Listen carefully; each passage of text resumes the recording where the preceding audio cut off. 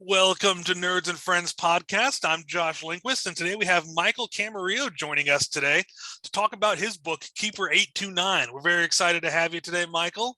First off, let's hear about your new book. I would definitely want to hear. The summary you sent me is really neat, so I want our viewers to hear all about it.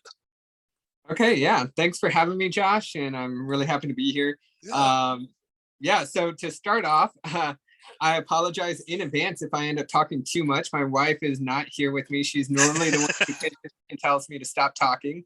I'm getting used to some of these interviews, and one of them I just had her listen to, and she was like, "Oh my gosh, why did she not stop you?" I talked for like 7 minutes talking about when she asked me what the synopsis of my book was. So I'm working on shortening that as best as possible. So I'm going to try and give you the succinct version first, and then we can expand on that. Okay. But yeah, so Keeper 829 is really a passion project for me. It's my first fiction novel. It's a dystopian sci-fi-esque novel. The reason I say esque is because genre-wise, I didn't really intend to fall within a certain genre, and it was not my plan whatsoever. I love historical fiction, huge historical buff, history buff. So I planned on writing historical fiction, and this story kind of just developed as it went. I had no intention to write sci-fi. When I went to my editor, she was asking me things that I had no idea what she was talking about. She was like, what are you trying to do with the genre, blah, blah. I'm like, I have no idea. I just wrote my story. So yeah, I'm learning a lot as I go. But I did add a historical flavor into it because there are flashbacks that my main character Nesha has. So I got to add in some of my history love there. That's awesome. Getting into the story itself, it's based in 2098. You have a lot of stereotypical standard dystopian themes where you have an oppressive regime, you have an organization called an institution running the world. It's broken the world into multiple zones. There's no states, no nations, none of that. Religion has been eradicated, at least so you say, so is said. But there's more than meets the eye as you read through the book. But there's a lot of those themes. But what makes my book unique is the keeper component. So there's a sci-fi component in it that extraterrestrials have been on Earth for millennium. They've been here the entire time that we have been in existence. They had formidable roles in major events that shaped evolution, shaped the way the world worked. And the reason being is because they're part of this civilization that exists and has been trying to achieve immortality for years and years and years and years. It goes way far back. But the way they try and achieve immortality is basically I created a society that is far advanced beyond where we are, right? So they're heavily based in human technology and have ultimately developed. And they are embarking in this cosmic game of genetic engineering. So humans are just another, what they call yield, that they're growing to ultimately extract resources, extract genetic information, and then eradicate that species and jump to this system and utilize it to its full extent until they can move to another. And that's the whole plan, right? So keepers have been here. Basically, they're called keepers because they keep the knowledge, they keep the efficiency, they keep everything that's necessary to maintain this this species, right? So this intelligent species that they're going to ultimately extract and do, research on. So they're in charge of, basically, they're kind of like the shepherds of whatever, right? Yeah. But what happened was there was a civil war in this society that broke. There was a big divergence between, it was ideological divergence. It caused a basically collapse of its internal structures. And there are keepers, there are warders, there's Sage, there's Oida. They're two different organizations, and you'll get into that when you read the book. But they were fighting. Things went down. Nesha's batch, Nesha is my main character, Nesha Gray, Keeper 829. Her batch from 800 to 900 was infected with a virus by this insurgent group, this revolutionary or rebel group, whatever. And they infected her in a way that it broke her away from the central command system that keepers basically get updates from and are connected to this organization called Sage. So your protagonist is one of the keepers, one of the aliens. She is, yes. Ooh, yes, very cool. But she is unique in that she has that virus and she doesn't know about it. So what actually happens, the way it plays out, is she's been on Earth for millennium, since 5000 BCE. Oh wow. And she is struggling with a whole bunch of human issues. So she's struggling with abandonment because of all this stuff that happened. She has been in contact with the sages, with her makers, right? So, Oh. and then the religious component, I add in that she is trying to pacify this species. She is trying to ensure that we survive. So I go into it as if the keepers created religion, and they created it off of their programming that has been instilled in them, right? So she That's is a cool going concept. through, I like that a lot. yeah, she's going through these same issues that humans go through, because she understands that I created this sense of purpose and meaning for humans, but someone made me and I don't know who it is, and they left me. So she's dealing with a bunch of human emotions, human problems. And even though I call all my characters, they're biomimetic beings. And what that means is, biomimetics is this concept of using biology to inform our design, i.e. the bullet train in Japan. So she looks human, acts human, feels things that are human, but she's not. Inside, she is robotic. So there's this interplay between her two selves. So yeah, that's the succinct version of the book. That's cool, man. Well, really quick, I want to introduce the viewers to Will Shaw, our awesome co-host. Thanks for jumping on, Will. Looking spiffy as always with the suit. Oh, thank you. Yeah. But Michael, wow, I love that idea for the book. I'm definitely going to be buying your book because I love the idea that these aliens have been here for a long time and they're shaping human history, and they're trying to pacify the species and use them for as a resource down the line. And the fact that it's not told from the human's perspective, but from the perspective of one of these keepers, I think is really unique and really neat. Yeah, I hope so. Yeah. Will, do you have any questions based on the synopsis, or I have a few ideas of stuff to ask? Yeah, I actually have a few things, because just hearing some of the character names and some of the plots. Are you familiar with a lot of different mythologies, or like the ancient aliens, or anything like that inspired this? Or is this you just kind of groping that collective consciousness of like stories that we've told from a number of different cultures and just kind of pulling that in? Yeah, so it's a little bit of both. I am very versed in multiple religions. I went through a number of existential searches myself. I was raised Christian and Catholic, and then I was exposed to a whole new world when I went to college. And I've gone through, this existential search for purpose and meaning my whole life. And now I say I'm agnostic.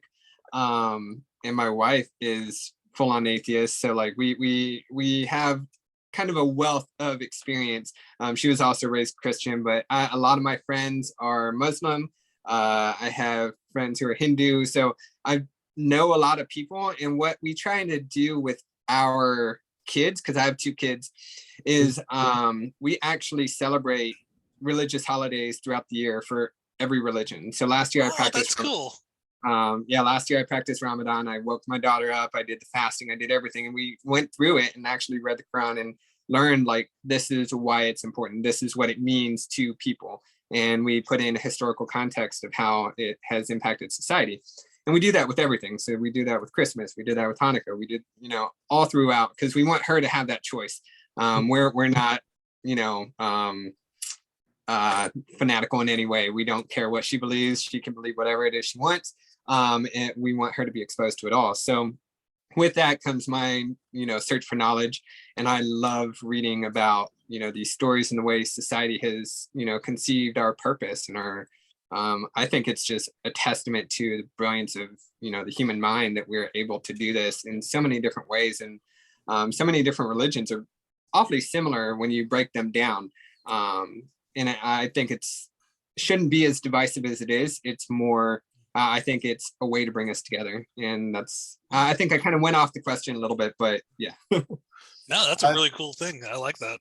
Yeah, that was great. And yeah, and I understand you like to travel a lot too. Has that type of like exposure had a big influence on the story? Yeah, huge. So my favorite author actually is Anne Rice, and I absolutely love the way she conveys settings and the way you can literally go to a place in New Orleans or San Francisco or wherever and you see the place. It's so vivid. And I wanted to do that. And I was asking my wife, like, how can I write like that? Like, I just was having confidence issues. And she was like, dude, you've been to 27 countries. Like, write about the places you've been. So I took your advice and I did just that. So every setting in the book is a place that I have stood.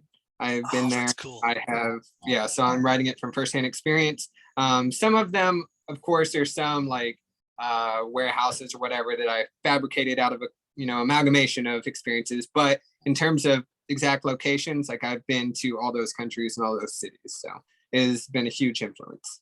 I mean, in fairness, if you've been in one warehouse, you've been in them all, right? Well, that's awesome. What's some of your favorite countries that you visited, Michael? I love Georgia, although I didn't get to spend all that much time there. I was only My there grandfather's actually from Georgia, part of the Kabardino-Balkar Republic. So really? Okay. yeah, I've always wanted to visit. I was in Tbilisi for a week and I loved it there. The people awesome. there were so kind and the culture is just so far removed from, because I lived in Germany for 3 years. So Western Europe is very much, it's different than America, but it's different and similar, but Georgia was very different. So I absolutely loved it there. That's cool. I think Slovenia was one of my favorite because I loved outdoors and we went camping near Lake Bohinj and it's just, or Bohinj, sorry. Yeah, so there's so many places I love. That's so cool. Well, I was gonna say, so your main character, remind us of the name again of your Keeper 829. Nesha Gray. Nesha Gray. Awesome. A question I like to ask authors on our podcast is if your protagonist, Nesha Gray, had to play poker with the main character of the last TV show you watched, who would that be and how would it go down? So my wife and I have been binging Psych on Amazon. Oh, I love Psych. I love Psych. Nesha versus Sean. I think I don't know. I think Nesha is higher intelligence. So I mean she should win, but I don't know. You can't beat a Psych. I mean, yeah. He'll notice little details in the background and be like, just gonna put a finger to his head and he's gonna know. I don't think Sean loses a poker game. She might beat Gus. Yeah. I mean, Gus would probably see Nesha and go running. I mean, he's scared of everything. Yeah. Maybe Lassie. That would be fair. Yeah. Oh, I love Psych. Brilliant show. That's awesome. Well, so Michael, is this your first book that you've published? This is my first fiction book. Yeah. First fiction book. Nice. Yeah, I did publish a nonfiction book back in September. Oh, very cool. Congratulations. Thank you. How is that making that transition from nonfiction to fiction? It was all happening simultaneously, so it really wasn't too much of a transition. I'm just a writer by trade. I'm a travel blogger. I do freelance writing. I absolutely love writing. So I mean, the nonfiction book was kind of just an idea that came about because we were trying to build our family travel business, and I got told by a business consultant somewhere that they're like, hey, you need to write a book about, what you're trying to sell. So I was like, okay, yeah, I can write a book about San Antonio. That's where I'm from. And I think, yeah, I've done a lot of school and I'm really good with research and stuff like that. So it's like, that's not too hard, but I don't know. I think if you were new to it, it would be a transition, but with me, it was just kind of what I do. So that's so cool. Yeah.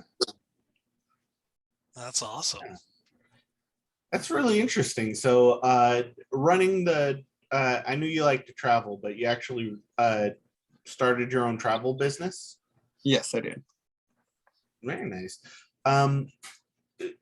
So did the fiction writing, were you a fiction writer before you were a travel blogger, or is this just something that's kind of popped up as a hobby or as a change of pace from the blog?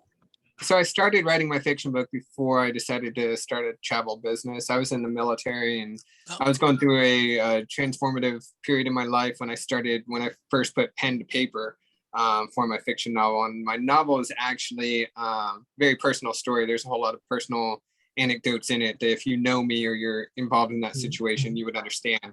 But for the average reader, it's just going to be a fascinating story. but yeah, I decided to go into travel and start a blog when I was already, I may have been all the way done with writing the book or nearing the finish. Oh wow. So, yeah. That's awesome. Interesting. What branch were you in the I was in military? Army. Same here. Yeah, that's awesome. Right. I did my 4 years. Good times. Nice. Then I decided I wanted to get fat, so I was like, no more. Yeah, and then grow the beard too, right? So Exactly. We got our freedom beards going. That's There's awesome. a very nice collection of facial hair on the podcast right now. It's true. This is our most bearded podcast I think we've had so far. It's pretty epic. Yeah. Well, Michael, I can't wait to read your book. Can you tell the viewers where it's available on? I assume it's on Amazon. Yes, it is. Yeah, it's on Amazon. I publish through Lulu as well, so you can get it pretty much anywhere. It's on Barnes & Noble and all that. Oh, that's awesome. It's in 3 formats right now: paperback, hardback, and ebook. I'm working on getting it done audio, so hopefully by the summer it will be available. Awesome. But yeah, you could get it there, or I have a website, michaelcamarillobooks.com, and that's the place you can get a signed copy if you purchase it directly from me. Or one of my partner, Rebel Scum Ranch. She does all this custom products for like Star Wars and Dungeons and Dragons and stuff. Super cool stuff. But she's the only other person that you can get a signed copy from. So that's awesome. Those are all things I love that you just named right there. So I was like, oh yeah. That's very cool. Well, we'll put links to those websites in the podcast description. So if you're listening to this, check it out below the video here. But Michael, we just really appreciate having you on the podcast. This was great. Thanks so much for taking time out of your day to come and talk to us. Can't wait to read your book, man. It sounds so awesome. Yeah, thanks for having me. It was a great time. Of course. Thanks so much. This has been Nerds with Friends. Thanks again for another awesome episode. All right.